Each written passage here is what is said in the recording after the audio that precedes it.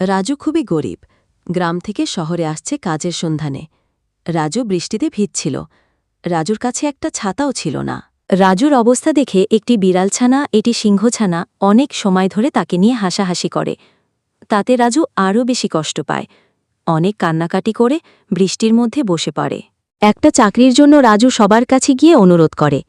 অবশেষে রাজু কাজ পায় কনস্ট্রাকশনের।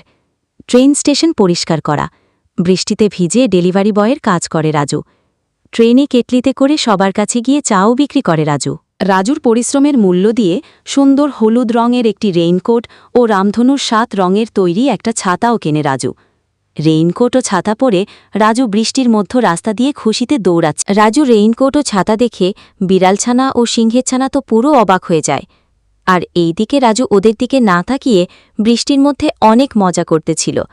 বন্ধুরা, ভিডিওটা ভালো লাগলে রাজুর জন্য একটা লাইক এবং চ্যানেলটি সাবস্ক্রাইব করে দিয়ে যাবেন। ধন্যবাদ।